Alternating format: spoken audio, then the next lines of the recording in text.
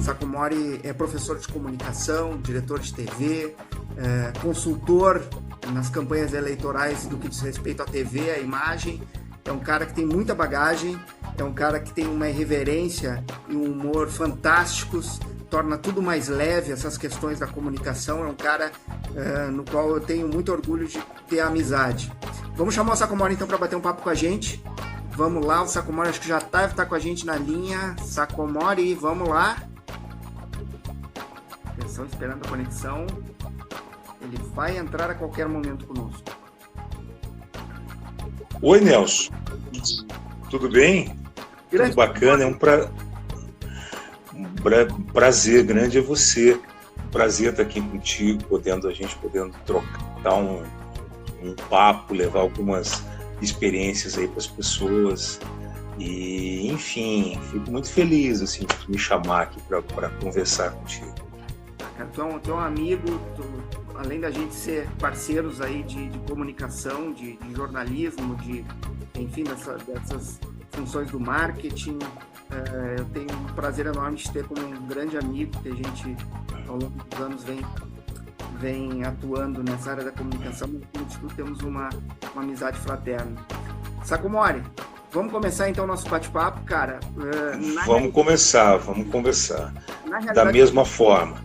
Na realidade, o convite para a tua presença aqui com a gente nessa live hoje, espero que todo mundo curta, é explorar um pouco esse teu conhecimento, principalmente na área da comunicação e do marketing político, né? Porque a gente está acompanhando uma situação muito sui generis hoje no mundo, que é a questão do coronavírus, que deixou as pessoas simplesmente trancafiadas em casa. Eu, por exemplo, estou aqui na minha casa agora, né, trancado, me sentindo um canarinho naquelas gaiolas totalmente trancados. Lembra do Piu Piu, do desenho do Piu Piu? Eu também me sentindo Piu, Sacomori. Estou me sentindo Piu. Dentro de casa, tá? Sem poder sair da gaiola, Piu. sabendo que lá fora tem o Frajola que quer me comer, tá? Então, mais ou menos, eu acho que esse é o sentimento que está todo mundo passando nesse momento, né? Mas, ao mesmo tempo, a gente está vendo a cobertura da imprensa. A gente liga a TV, está vendo aí CNN, Globo News, Record, Globo, Band, todo mundo em cima dessas pautas do coronavírus, né? Como é que tu está vendo a cobertura da imprensa por parte do coronavírus? Tu acha que eles estão cobrindo de maneira adequada? Estão sendo sensacionalistas? Como é que tu está vendo a comunicação social, o jornalismo nessa cobertura do coronavírus? Olha, eu acho que a imprensa está trabalhando legal, cara. Pode alguém ficar surpreso com a minha resposta, mas eu acho que a imprensa está cumprindo o papel de informar o tempo inteiro, né? A gente está vendo assim a todo momento uma enxurrada de informações, uma enxurrada de cientistas, de médicos, de informações não só ruins assim, mas de informações boas, das vacinas que vem aí, das coisas que estão acontecendo, do que está acontecendo no mundo, por que a gente deve ficar em casa, por que para poder chegar a esse vírus não se espalhar por todos os cantos. Enfim, eu tô otimista com a imprensa, eu fico até orgulhoso que até alguns canais que precisam ser mais fortes, mais incidentes com seus sensacionalismos e tal, não estão fazendo isso, estão informando, realmente estão informando. Mas o problema, eu não vejo que o problema seja a imprensa. Eu vejo que muitas pessoas acham, eu vi muitas pessoas falando isso, e isso me deixou perplexo, que essa história de coronavírus é uma jogada de marketing. Verdade, de que essas imagens que a imprensa está mostrando na China, na Inglaterra, principalmente na Itália, que está infestada, é computação gráfica.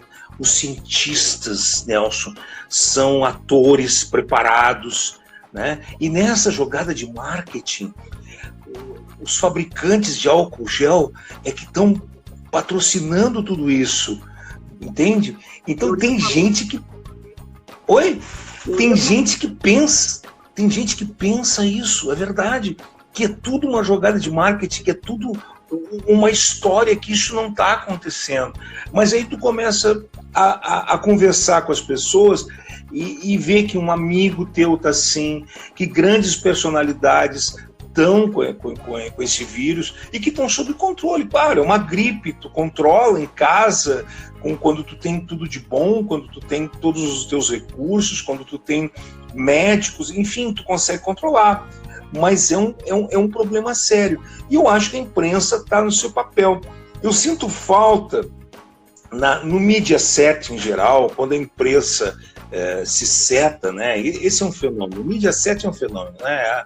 Para quem não é da comunicação, que entenda esse fenômeno do media set, é que a imprensa, todos os canais, todos os veículos falam a mesma coisa, do mesmo jeito, né? Eu acho que às vezes o media setting podia aliviar um pouco, né? Não brincar com coisa tão séria, né? Eu gosto muito de fazer humor, mas de certa forma trabalhar um pouco o entretenimento, aliviar um pouco essa ansiedade, essa angústia das pessoas que estão em casa, né, que abalam a economia dessas pessoas, porque eu vou ter que retomar o mercado, donos de restaurantes que abriram agora, nesse momento, que estão começando a servir e que estão pagando aluguéis caros, enfim, eles acabaram de abrir, e aí o que vai acontecer?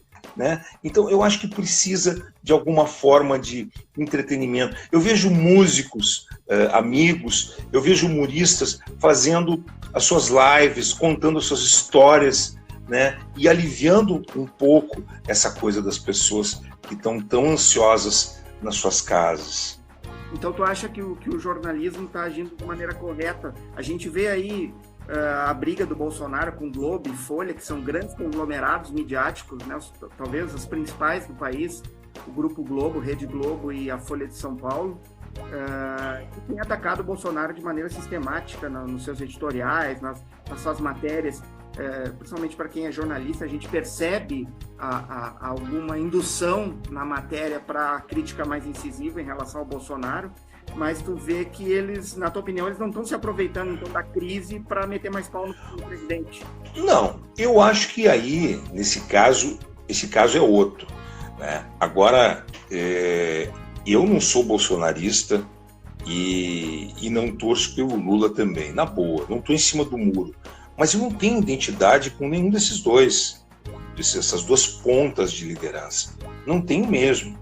Né? Eu acho que eu não votei no Lula, não votei no Bolsonaro, e acho que o povo errou de ter votado nesses dois líderes, né? Primeiro, num que traiu o povo, e segundo, num que se torna um alvo dessa imprensa que entre aspas, está atacando, mas está atacando mesmo, está atacando também porque se sente atacada. Eu acho que a Folha se sente atacada, a Folha se sente infringida na ética jornalística quando é atacada pelo presidente da República. Eu acho que o presidente Bolsonaro é um prato para a imprensa, é um prato fácil, né? Eu acho que falta uma assessoria de imprensa, eu acho que se peca em assessoria de imprensa na questão presidente Bolsonaro, né? Ou ele também não respeita muito esse tipo de trabalho do jornalista de imprensa. Mas eu acho que a Globo se defende. E muitas vezes um time de futebol se defende atacando. Tem que atacar, precisa atacar por uma questão de defesa. A bolinha vai e volta. Eu não vejo, eu vejo que os veículos como a Folha, como a Rede Globo, estão atacando. Mas é uma questão de defesa por ataque. Estão atacando mesmo. E quem é bom? Se fala, Oi?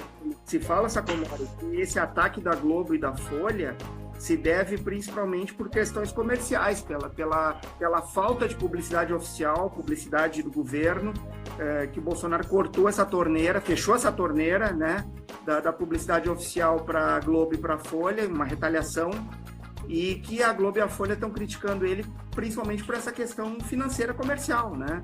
Não tanto por linha editorial ou por questão política, mas principalmente por dinheiro mesmo, por questão de publicidade. Pois é. Existem algumas ações políticas, mas essas ações políticas existem desde o tempo, né, do Orson Welles, de tempos históricos assim da nossa comunicação, né, que isso acontece. Eu lembro de uma rádio, que eu não vou citar o nome aqui em Porto Alegre, que era uma rádio AM de último lugar lá no Ibope, e que ninguém colocava dinheiro nessa rádio. A Coca-Cola, por exemplo, distribuía as suas verbas de acordo com a audiência. E o governo da mesma forma. Só que o governo não distribuía nada para essa rádio, porque ela era o último lugar em audiência.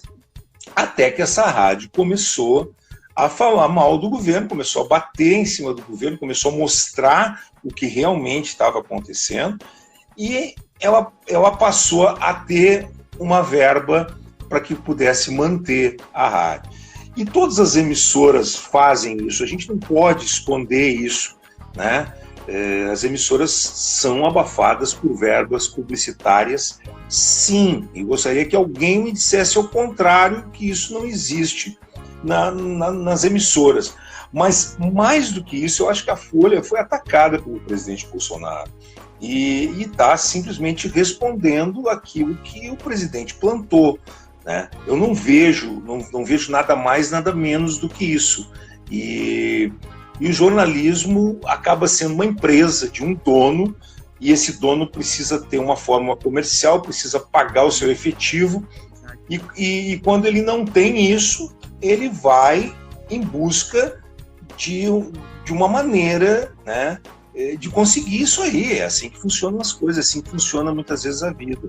Sim, tu tiveste na pele também de diretor de emissora de TV lá no norte do país, né? Então, tu teve do lado da parte, digamos, operacional e também da parte de gestão, né? E nesse caso, tá, numa situação como essa, tu te colocando como diretor de uma emissora, tendo que lidar com essa questão da ética, a questão da relação com o governo, como é que tu ia agir nesse momento de coronavírus? Qual seria a tua posição? Qual seria o teu posicionamento como gestor? Essa minha história é uma história muito pitoresca, que eu fui dirigir uma emissora no norte do país, muito perto do Iapoque. Eu estava em Roraima, Bela Vista. Um beijo para os meus amigos de Boa Vista, que me receberam tão bem, foram tão carinhosos. E lá eu morava num hotel por 15 dias, ficava 15 dias lá em Boa Vista e 15 dias em Porto Alegre. E nós pegamos a emissora uma ponte, imagina, do Iapoque e aqui em Porto Alegre, quase no Chuí, né? 12 horas de avião vindo para lá e para cá. Eu morava mais na ponte aérea do que propriamente em Porto Alegre e Boa Vista. E a gente tinha que implantar toda a emissora, comandar as pessoas da reportagem, muitas vezes ensinar a postura que os repórteres deveriam ter, enfim. Mas eu acho que nesse momento em que as pessoas estão em casa, as audiências, pelo que a gente tem visto, aumentaram bastante. As pessoas olham televisão, precisam se diversificar de coisas, e eu acho que a informação é fundamental. Mas tem que ter o entretenimento também, tem que ter o alívio, não pode ser só pau em cima de informação, você vai morrer, vai pegar essa doença, vai pegar tudo. Eu acho que tem que ter o entretenimento, eu acho que tem que ter o carinho, eu acho que tem que ter coisa, eu acho que tem que ter música, precisa ter mil coisas assim dessa forma. E nesse momento o jornalista faz a sua coisa principal, cumpre a sua missão principal, que é de informar o que está acontecendo, de informar as pessoas o que está acontecendo nesse momento tão difícil que a gente está passando. Até pegando esse gancho aí da questão das coisas mais leves, das outras pautas, tu participaste durante muitos anos e com muita audiência e repercussão do Balanço Geral, que é um programa de muita audiência aqui, com viés popular aqui no Rio Grande do Sul, em todo o Brasil, né? E se tu fosse editor hoje do Balanço Geral ou de um programa de grande audiência com esse viés popular, quais seriam as pautas que tu exploraria nesse momento? Se tu fosse levar para tua equipe uma reunião de pauta agora, tipo, pessoal, vamos sentar e vamos projetar o programa para os próximos dias. Quais seriam as pautas que tu procuraria explorar nesse tempo de coronavírus, que não tem ninguém na rua, não está nada acontecendo, todo mundo só fala de corona? Como tu trabalharia essa questão das pautas? Eu acho, bom, o Balanço Geral é um capítulo à parte, foram 8 anos quase no ar, com o Balanço Geral, né, fazendo humor na televisão. Humor é uma coisa que desgasta, tu tem que estar mudando o tempo todo, tu tem que estar refazendo fórmulas o tempo inteiro. Marcel Adnet, maravilhoso, sensacional, incrível, o domínio intelectual que o Marcel Adnet tem. Eu abro um capítulo à parte para falar do Adnet, que é um intelectual, que fala vários idiomas, que tem conhecimento da história, e eu acho que intelectual é aquele que transcende, né, o seu conhecimento. Não basta tu ter um conhecimento, não basta tu ter informação, tu tem que passar essa informação, seja ela com carinho, com amor, né, com vontade, com humor, que o Marcel Adnet passa, muito legal. E fazer humor, né, é uma coisa difícil quando eu fazia o Balanço Geral. Quem faz humor, né? Quem faz... como é que é o negócio? Quem faz humor faz qualquer coisa, mas quem faz qualquer coisa nunca, jamais faz humor. Quem faz humor faz qualquer coisa, quem faz qualquer coisa não faz humor. Então, humor é muito difícil de fazer. E o humor político é uma coisa muito interessante, para mostrar para as pessoas alguma coisa. Se eu tivesse que pautar, eu pautaria dentro da política. E faria uma pergunta simples, singela, né? Tipo, pão quentinho com margarina. Ah, que coisa boa. A padaria está fechada, já fechou essa hora. Faria a seguinte pergunta: o que o senhor, que eu votei, seu vereador, seu deputado, o que o senhor está fazendo nesse momento para ajudar o nosso país? Essa é a primeira pergunta que eu faria se tivesse que pautar um programa de grande audiência. O que o senhor está fazendo nesse momento? O que o senhor está fazendo pela nossa cidade? O que o senhor está fazendo pelo nosso estado? O que o senhor, deputado federal, está fazendo pelo nosso país nesse exato momento, nesse exato minuto que a gente está precisando de um líder, que a gente está precisando de alguém que nos represente no Senado, na Câmara de Vereadores, como deputado? O que o senhor está fazendo? E vou fazer mais uma perguntinha para o senhor aí, ó, deputado. O senhor doaria uma partezinha do seu salário, assim, ó, pequeno, ou uma verbinha do seu gabinete? O senhor daria esse dinheirinho, um pouquinho de dinheiro, um dedinho, miruriquinho, assim, para ajudar na campanha do coronavírus, para comprar umas máscaras, para ajudar tanta gente na rua?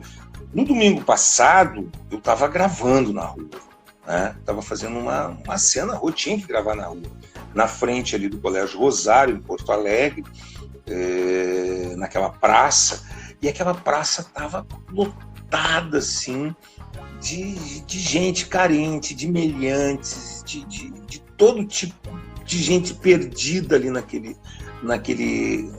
naquela praça ali, atiradas naquele momento. Por que nesse momento não aparece um vereador com alguma ação legal, com alguma ação interessante para fazer algo, né? Para tomar conta daquilo que está acontecendo ali? Então, eu perguntaria: o que o senhor que se elegeu, o meu voto, está fazendo nesse momento pela nossa população? O que o senhor está fazendo? Essa seria a minha pauta, se eu tivesse na TV Record, no Balanço Geral, ou onde eu tivesse por aí. Sim. Ia brincar muito, ia divertir muito as pessoas com isso. Eu acho que é isso que está faltando, viu, Sacomori?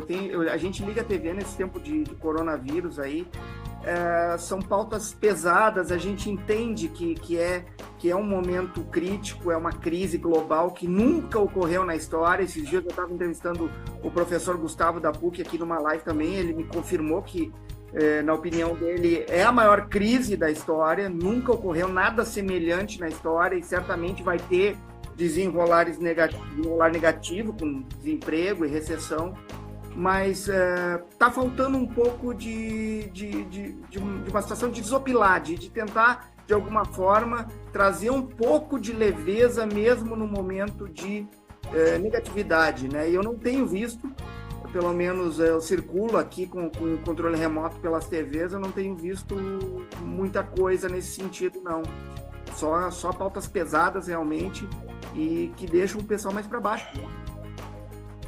Então, repórteres que estão nos assistindo nesse momento, criem coragem e perguntem aos seus políticos, aos políticos que estão nos assistindo, o que o senhor está fazendo nesse momento?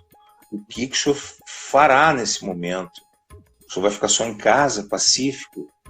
Né? O que o senhor vai fazer nesse momento?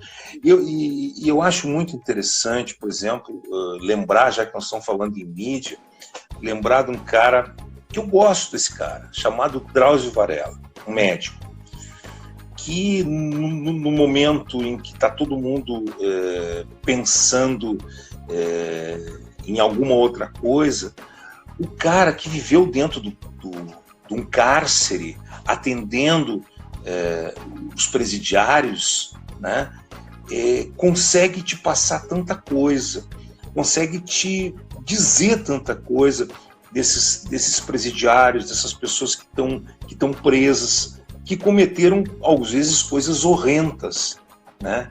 E aí, eu vendo assim, o Drauzio Varela e lembrando, por exemplo, do Cortella, né? Tem uma matéria muito interessante, um vídeo muito interessante do Sérgio Cortella, grande filósofo, grande pensador, que fala sobre o Varela e diz que o Varela tem uma coisa chamada compaixão. Né? Compaixão. Né? Compaixão é uma coisa que é o seguinte, é muito fácil tu ter compaixão, tu amar alguém que está longe de ti, mas tu amar alguém que está próximo de ti, isso é, amar o próximo, é muito difícil.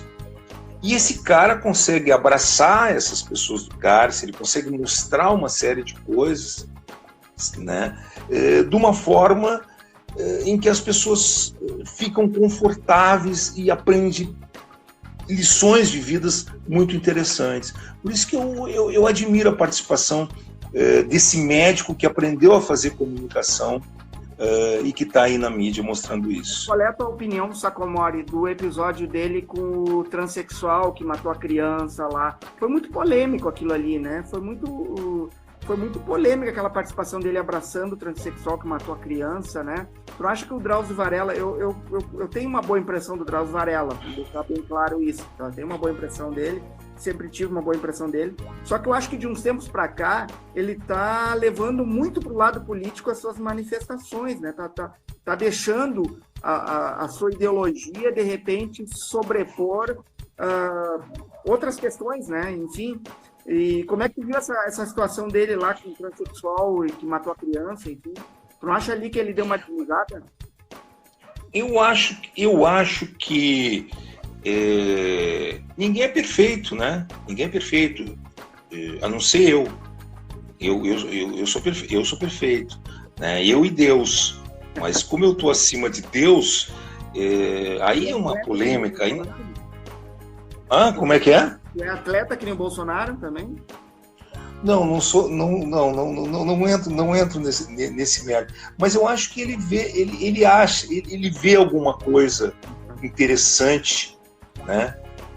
Alguma coisa boa nessas pessoas que estão dentro do cárcere e que fizeram coisas horrendas, né? E aí é muito bom a gente ver um cara como o Sérgio Cortella, que é um grande pensador, que é um dos maiores filósofos brasileiros, se não é o melhor, é muito gostoso, soa muito legal ouvir as palavras do professor paulista Sérgio Cortella, filósofo, né, avaliando esse tipo de coisa, sabe? Ele pega lá o estuprador,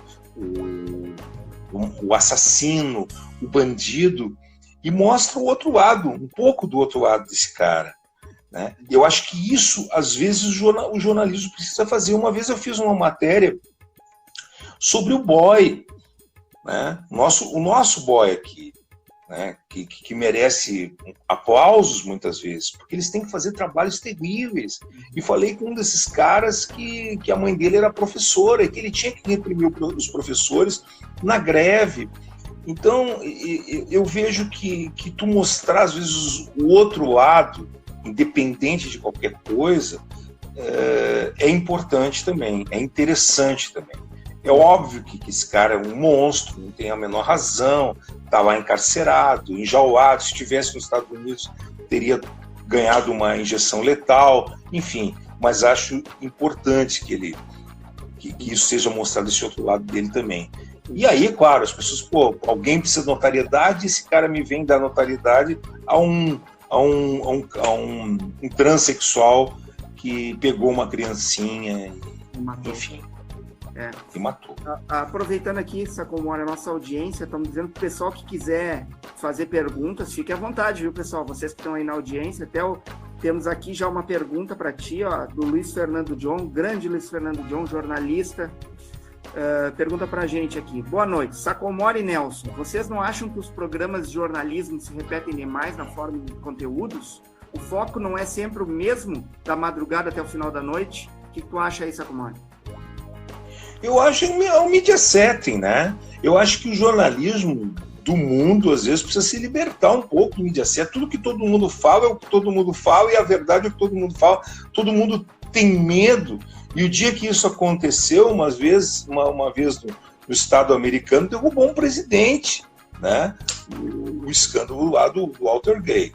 Então, assim, eu acho que a gente precisa variar um pouco mais. As emissoras têm um certo medo de se arriscar, vou botar uma música agora no meio do negócio do coronavírus, mas eu acho que tem que ter um pouco de entretenimento, tem que ter outros tipos de abordagem, controversas, polêmicas. Eu concordo com o John, acho que está bastante repetitivo e tem que ter um pouco de variedade.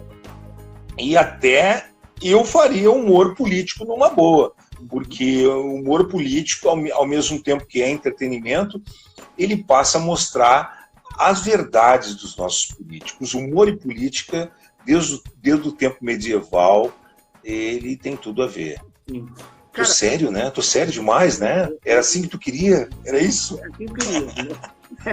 Porque, para quem não sabe, quando a gente se encontra, só sai bobagem. Hoje está saindo assunto. É verdade. Sério. Mas, Sacomori, vamos explorar também o teu conhecimento no campo político, tá?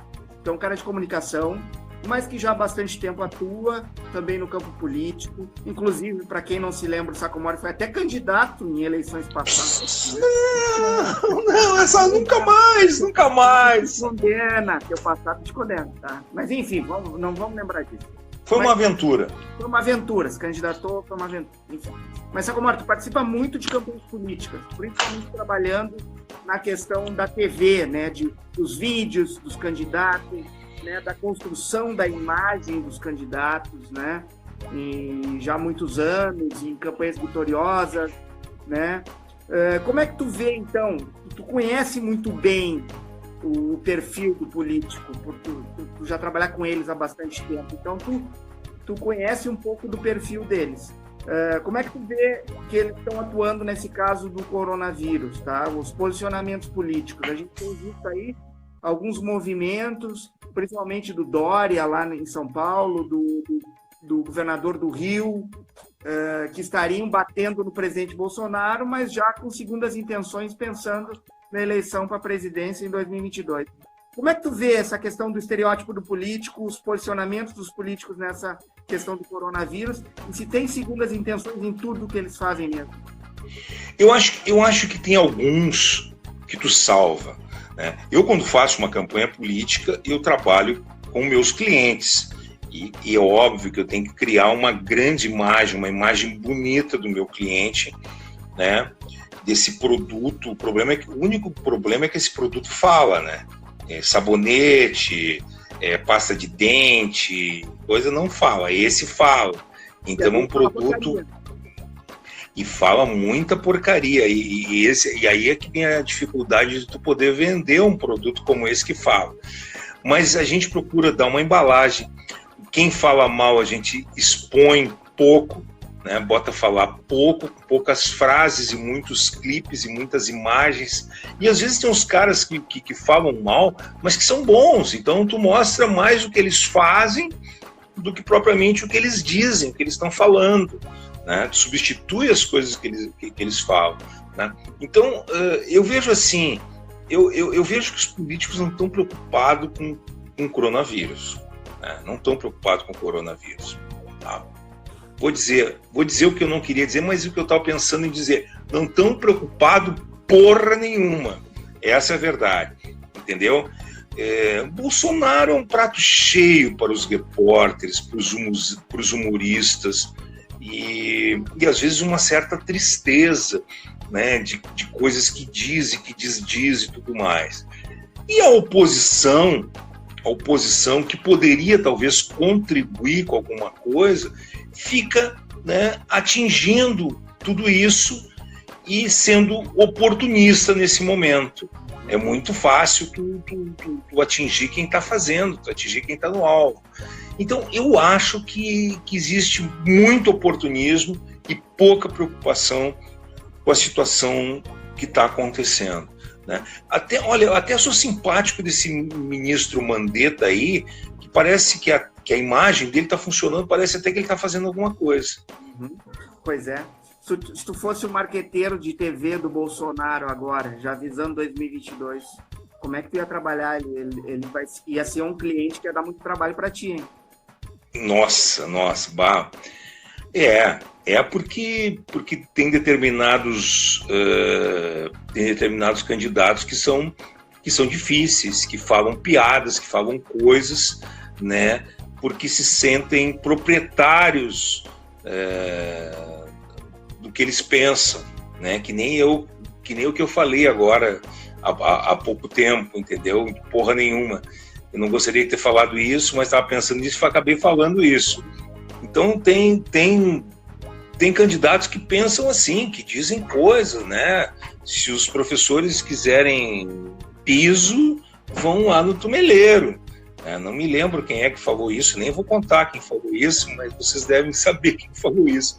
Então, é bastante difícil tu fazer um trabalho todo nesse sentido, né? Mas eu acho que o Bolsonaro, ele tem uma história, uma imagem, ele tem seguidores, ele tem uma força muito grande de gente que segue ele, que segue as suas ideias. Mas ele assim como falando essas bobagens que ele tem falado nos últimos tempos, tu não acha que a tendência é ele perder eleitorado? Eu acho que essas bobagens fazem ele perder, óbvio que faz ele perder. Ele não ganha com isso, ele perde bastante eleitores, ele perde bastante gente que acreditou nele, falando e refazendo uma coisa. Eu vou lá, não, daqui a pouco eu não vou mais. Eu edito uma lei, daqui a pouco eu já não edito mais. Então, não pode ser assim. Eu acho que um líder não pode fazer esse tipo de coisa, né? Eu acho que um líder peca quando faz esse tipo de coisa, né? Então, eu acho que ele perde bastante com essa bobagem toda, sim, óbvio. Qual a principal ferramenta e a principal característica que o candidato tem que ter para convencer o eleitor, na tua opinião? Eu acho que o candidato, cara, não só o candidato, mas eu acho que quem fala para um público, quem busca voto, quem busca aparecer na frente de uma câmera, num vídeo e tudo mais, né, tem que fazer uma coisa que dificilmente consegue, e é muito simples: ser ele mesmo, ter as ideias próprias, sem máscara, né? No tempo de Platão existiam os sufistas que faziam filosofias e teorias e coisas que eram daqui a pouco perceptivelmente falsas, né? Então eu acho que ele tem que ser ele mesmo. No momento que ele consegue ter as suas ideias limpas, claras, e passar isso e transmitir dentro do processo de comunicação não é aquilo que a gente faz, é aquilo que as pessoas entendem. No momento que ele consegue isso, eu acho que ele consegue chegar nas pessoas. Ninguém quer ouvir nada falso.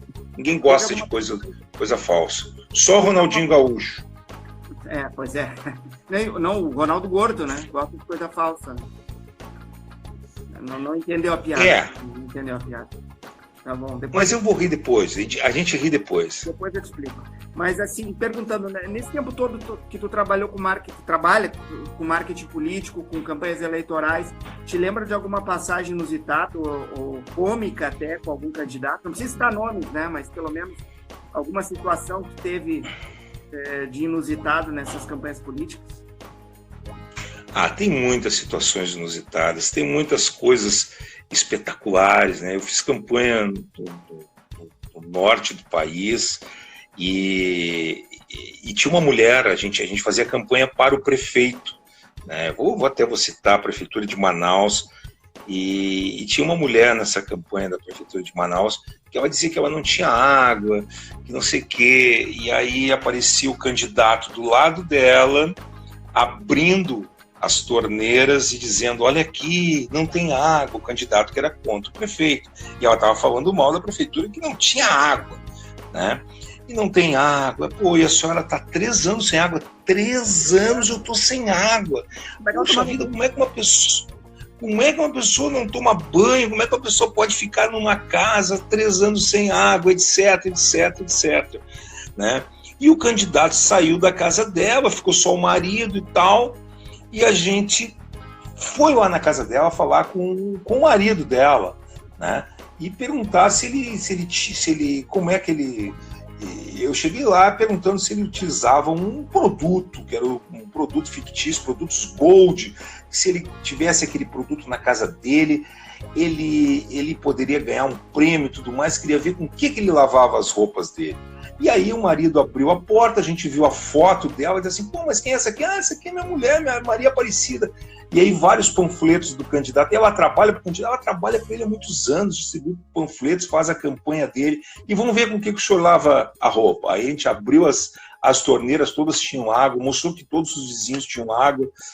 E as campanhas no norte do país são feitas assim, dessa forma, nesse bang-bang, nessa coisa toda, né? Não são vendidas só por imagem, só por coisas, e um rebate o outro. Enfim, são situações assim que tu... E aí a gente mostrou aquela mentira no ar, mostrou de que forma ele estava atacando o prefeito, né? E ele ficou fragilizado, ele estava com um número alto na campanha, estava ganhando a campanha já estava no segundo turno, e ele caiu de forma vertiginosa, assim, caiu lá embaixo e perdeu a campanha exatamente por essa mentira que ele pregou, que ele inventou, que ele fabricou dentro da campanha política. Foi muito interessante isso em 2016. Você sentiu, principalmente a gente ouve falar muito lá no norte, né, nordeste, norte, a questão do coronelismo, das pressões, das ameaças. Chegou a passar por isso, uma situação dessa lá no norte, lá, Sacomori? Ou ouviu falar de alguma situação nas campanhas que tu trabalhaste para lá, assim, de ameaça? Lá é terrível. Né? As emissoras aqui no Rio Grande do Sul, né, a gente comparando o Rio Grande do Sul com o norte, em termos de campanha política, quando recebe um material de campanha que faz uma cara feia, complica e tudo mais, e quando tem que ocupar o espaço dessas emissoras com 1 hora de debate político, ficam malucas da vida, porque esses debates geralmente são em horário nobre, e as emissoras aqui vão perder a audiência, né? Lá não, lá é o contrário. Lá eles ficam felizes com os debates e com o material político. Isso dá audiência para a emissora, porque os debates são avassaladores, tem briga, tem discussão, tem tudo e tal. E é muito divertido, às vezes, ver aquele embate dos políticos, né? Aqui não. Aqui os nossos colegas assessores de imprensa combinam, um dá uma balinha de caramelo pro outro, né? Eles trocam de bombom, um leva bombom, outro leva bolo, eles fazem um piquenique na praça e combinam tudo que seus candidatos vão falar, e os nossos debates políticos, né, acabam ficando umas coisinhas assim de visita na casa da vovó, na casa da tia, papapá, umas coisas para dormir, e que acabam quebrando a audiência das nossas emissoras gaúchas aqui, né? Mas olha, Nelson, eu acho que dessa vez, se a gente tiver campanha esse ano, né, se bem que não se falou nada das nominatas que fecham agora dia 4 de abril, os partidos estão fechando as nominatas, isso é, estão fechando seus candidatos. Se nós tivermos... Será que vai ser mantido o calendário? Porque essa questão do coronavírus bagunçou tudo, né? Olha, hoje é dia 26, eu olhei ali para o meu computador para ver o dia, e até agora não tem nenhuma novidade sobre o fechamento de nominata. Fechar a nominata é quem vai concorrer pelo nosso partido, quem vai concorrer pelo partido. Então, até agora não mudou nada em termos de candidatos. Então, se houver as eleições, eu acho que vai ter muitos candidatos e talvez a gente veja na televisão um espetáculo de debate um pouco melhor do que a gente vem assistindo nesses últimos anos aí. Isso que eu acho. O que eu tinha te perguntado antes era a questão se tu chegou a sofrer, ou tu sabe de histórias de sofrer alguma ameaça lá no norte, porque a gente sabe que as campanhas lá costumam ser na ponta da faca e na bala na cintura. Né? A gente sente isso. Os caras, quando vê alguma incidência, eles querem bater em quem está fazendo. Né? Por exemplo, eu quando saí da casa dessa mulher, que estava lá com a água, eu ia ser linchado, veio um monte de gente atrás de mim, e por muita sorte, eu e o meu cinegrafista conseguimos entrar dentro de um carro e fugir. O carro tomou umas pedradas, umas coisas, mas a gente conseguiu fugir em tempo. Sim. Porque nós ia ser linchado, porque os caras, a oposição sabia que a gente estava fazendo aquele vídeo ali que era um antídoto contra o ataque. Oi? Para desmascarar, né? Para desmascarar, né? Então, no norte do país sempre tem essa coisa, é muito mais agitado, sangue quente, é impressionante o que é uma campanha no norte do país. O Luiz Fernando voltou com mais uma pergunta. Até se o pessoal quiser continuar mandando perguntas, fica à vontade, quem está assistindo. Tá lá. Quem votou no Bolsonaro por convicção vibra e apoia essa postura adotada pelo presidente. Mas isso desestabiliza as relações com outros poderes, imprensa e sociedade. É possível seguir assim? Essa é a pergunta do John.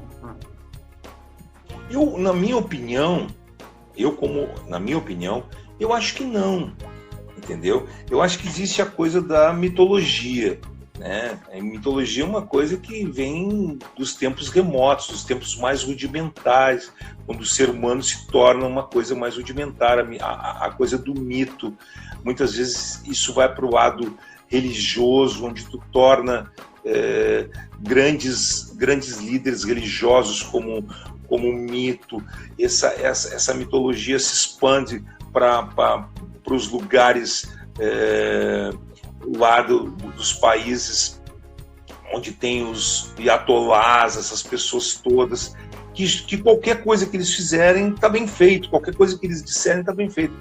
Mas de forma inteligente, eu acho que isso não faz bem para o presidente da República, o presidente Bolsonaro, ter essas atitudes dessa forma, reagir dessa maneira, se contradizer, fazer tantos contraditos, principalmente nas leis, nas suas atitudes, contradizer o ministro da Saúde.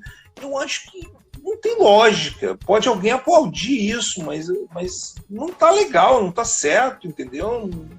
Não tem por que tá certo, não tem por que tá bom isso. Mesmo que seja o mito, o cara que mitologia, o Salvador, não tá certo, sabe? Sim. Quando é que a campanha se decide? É no início ou na reta final? Quando é que tu sente que esse cara vai ganhar? É no início da campanha ou já na reta final, na estratégia final? Eu acho que a campanha começa a se decidir na pré-campanha, lá no pré-candidato. Por quê? Porque hoje, quem começa a campanha mais cedo, a campanha é tudo, a campanha é articulação política, a campanha é imagem que tu começa a montar desse candidato, que tu começa a construir desse candidato, entende? Toda a plataforma, toda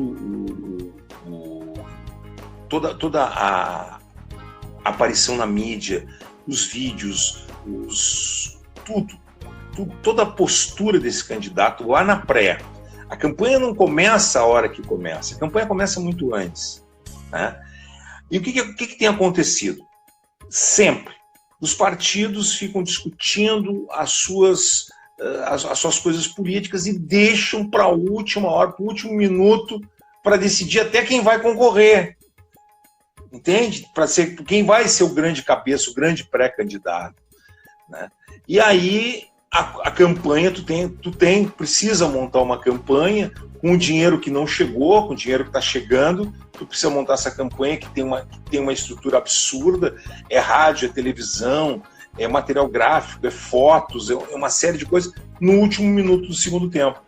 E aí esse candidato é bastante prejudicado por isso. Então, eu acho que a pré-campanha tem candidatos que já se preparam, já se definem o partido, a linha de campanha, o marketing que vai ser feito, a verba que vai ser buscada, os aliados. Eu acho que a pré-campanha é um momento fundamental. Não é o início da campanha, é a pré-campanha. E o final da campanha, obviamente, lá no segundo turno, né, lá no final da campanha, é importante. O meio da campanha digamos assim, o que se dizem que se diz os estrategistas de mídia, de estratégia, seria a parte de sustentação da campanha, entende? O meio é a parte de sustentação. Eu acho que é o pré e o final. Eu acho que a minha opinião é essa. Vamos ter Sacomori, Raquel e grande elenco nas eleições desse ano. Vocês vão eleger o futuro prefeito de Porto Alegre? Provável. Ó, eu vou dizer que seria provável. Ainda ou já tá acertado, só não quer declarar? Provável eu vou te dizer que seria provável que sim ou provável que não. Entende? Muro, hein? Então, provável que sim, provável que vamos fazer uma campanha ou provável que não vamos fazer uma campanha, né? Isso tudo depende de fazermos essa campanha, entende? Então é mais ou menos essa história. Estamos com algumas negociações aí, vamos ver o que vai acontecer, vamos ver se a gente consegue ajudar alguém, sim, claro. Porque vamos ter uma campanha aqui em Porto Alegre bem interessante, né? Com alguns candidatos, né? Muitos candidatos. Muitos. A gente já pode prever aí o Marquesan tentando se reeleger, fala assim, Dr. Tiago, Manuela, em Sebastião Melo, né? Enfim, pela esquerda pode vir a Luciana Genro também, se fala, comandante Nádia, é uma lista que vem o Gustavo Paim, né? Então, é uma lista bem extensa de pré-candidatos que podem vir para a campanha aqui em Porto Alegre, né? Eu acho que esses nomes não são pré, eu acho que esses nomes já estão definidos, né? Todos esses que tu citou já estão definidos e vem mais algumas surpresas por aí dentro dessas nominatas. Tem o Partido Novo, né? Que também pode definir uma candidatura, talvez Fábio Osterman ou Camusato ou Van Hatten, não sei, né? Enfim, tem o Partido Novo que também poderia indicar alguém para essa eleição. A grande questão é como é que vai se dar essa campanha. A gente sabe que a campanha eleitoral ela mudou já na eleição passada, a janela já diminuiu, né? Inclusive isso afetou o teu trabalho também, né, Sacomori? Porque tem menos tempo, né, para fazer a campanha, né? Isso acaba atrapalhando muitas vezes o planejamento, né? Meu nome é Enéas. Mais ou menos. Em 15 segundos, esse cara se elegeu o deputado mais votado do país, né? Quer dizer, o tempo de televisão é uma coisa que, se tu souber aproveitar, bem aproveitado, não só hoje o tempo de televisão, o tempo de bons vídeos na rede social, eu acho que tu tem um proveito fantástico, em nome do Enéas. Enéas, quando as pessoas dizem, porque só 15 segundos, só 30 segundos, né? Quem conhece a história política desse país lembra do Dr. Enéas e lembra o que ele fazia, a figura que ele fazia, e o Enéas passava a verdade, a verdade era a grande coisa. Mas eu acredito, assim, na minha opinião, que vai ter uma grande surpresa nessa eleição de Porto Alegre. Tu acha que podemos ter um diferente ganhando? Eu acho que pela tendência do comportamento do gaúcho, né, porque todas as coisas são lançadas aqui, os shows começam, as suas turnês pelo Rio Grande do Sul, enfim, se der certo lá em Porto Alegre, no Rio Grande do Sul, vai dar certo no resto do país. Eu acho que por essas tendências, assim, né, da gente ser bastante crítico, bastante seletivo, eu acho que dificilmente vai ter uma figurinha repetida ganhando a eleição em Porto Alegre. Eu acho que vem um nome novo. Então, eu estou acreditando nisso. Estou acreditando nisso. Acho que a gente tem que caminhar já ao final do nosso bate-papo. Está sendo muito gostoso, muito legal. E acho que o pessoal, quem está assistindo, está curtindo também. Mas é que o Instagram, ele é malévolo. Sabia que o Instagram é malévolo, cara? Ele é malvado. Ele é malvado. Ai, malvado. Sabe o que ele faz? Quando chega uma hora de gravação, ele simplesmente faz assim, ó, pá, desliga. Te derruba. Cara, te derruba. Ele é malvadão. Ele é malvadão. Mas assim, cara, não sei se tem algum tópico, alguma coisa interessante que tu gostaria de abordar, que eu não te perguntei. Enfim, sobre política. Fala um pouco mais também, iniciativa, tua produtora, o Sacomori, ele tem uma produtora que é uma baita produtora, que faz coisas maravilhosas. Eu sei que obrigado. Equipamento de última geração, maravilhosa.